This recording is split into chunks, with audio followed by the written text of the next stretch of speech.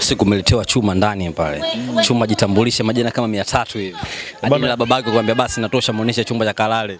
Bwana, katika watu ambao wamenichanganya, yule mwamba amenichanganya kwa sababu kwanza yale majina binafsi yangu hadi leo ukiniambia yataje nitalikumbuka lile la mwanzo tu. Yaani mengine yote Oneke nani? Ya kwanza ni Sibomana, lakini Sibomana. Hapo mengine nilikuwa nasikia kama majina ya makanisa, misikiti, yani umeona klabu, yani nilikuwa sielewi yani mwamba anaongelea nini yani. Ndio maana nikamwambia bwana inatosha. Muoneshe chumba cha kulala. Umeona?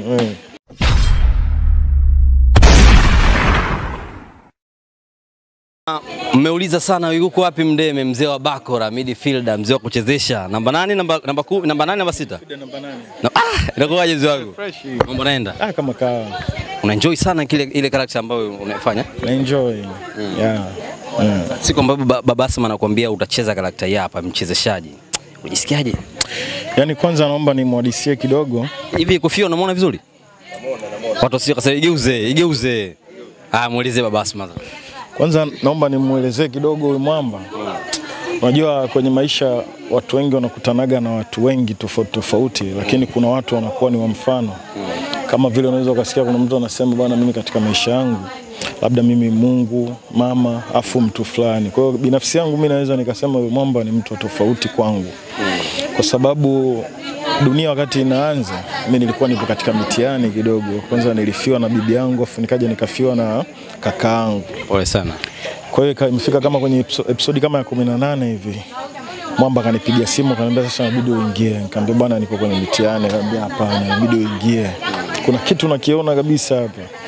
Basi kweli bwana, tulipomaliza 40 ya kaka kwa sababu ndio alikuwa wa pili kuondoka. Nikaja kujiunga na wenzangu. Baada ya hapo akaja akaniambia bwana unaingia kama mume wa Ailini. Kanambia nachokitaka hapa. Yani mimi najua wewe unawajua watu wa Uswahilini jinsi walivyo. Na midfielder wengi wanakuwa ni watu wa Uswahilini. Kaambia sawa. Kwa hiyo akanibebesha ile character. Nikasema inshallah nitaifanyia kazi. Kwa hiyo kiufupi yani namuombea sana Mungu amjalie ampe maisha marefu na tufanye tuendelee kuzidi kuwa hapa tulipo. Yeah.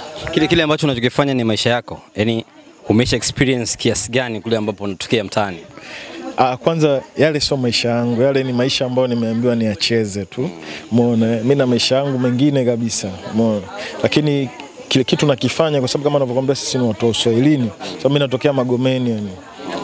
Mimi mzaa Dar es Salaam naishi Magomeni. Kwa hiyo kuna mambo mengi ambayo nayaona na kama unavyojua kule kuna wauni wengi, maklabu nini, mambo ya mpira ndio usiseme.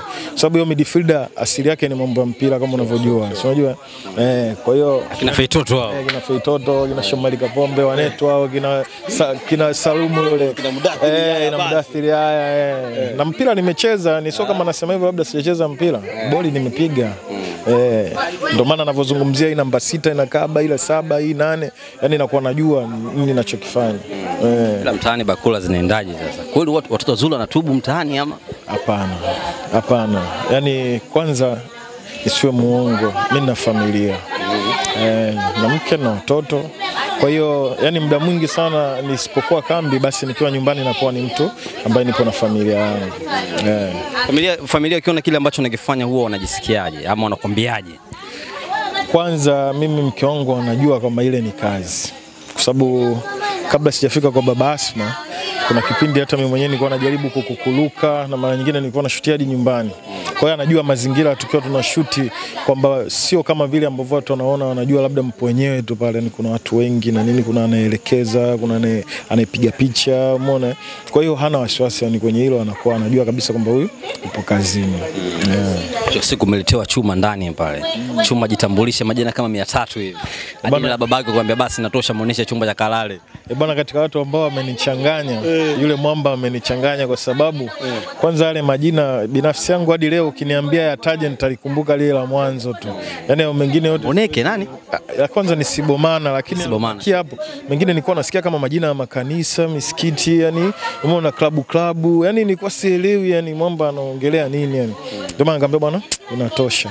Muoneshe chumba cha kulala. Umeona? Hii midfielder inakuaje sasa? Mbona kama kuna vitu fulani vimemiss mwilini afu unajiita midfielder. Ukweli upoje?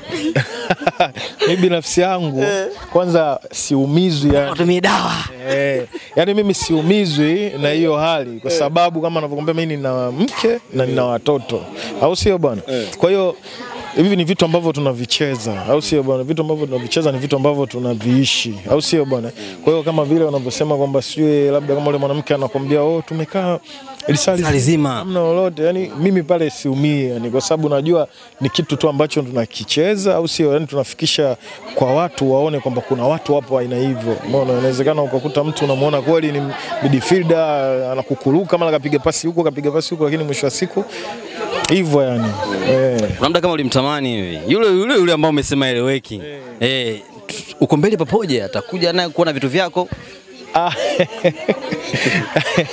Ya mambo yana siri. Mimi nachoomba watu wakae tu mkawakula ili waone yani, lakini vitu vikali, vitu vizuri vingi vinakuja yani. Wataona mengi, watafurahi zaidi yani. Kama mkeo mzuri tu mwanangu. Mke wangu mzuri, lakini ya mambo unajua kiwasilia yapo. Yaani kiwasilia ya mambo yapo. Unaweza kuona mke mzuri lakini burudani kwa unapata sehemu nyingine. Si unajua bwana mambo ya familia. Wale jirani. Luka yule. Jirani atoki. Analiwa. Jirani atoki. Anajitahidi kweli kurukaruka lakini ataingia mkononi.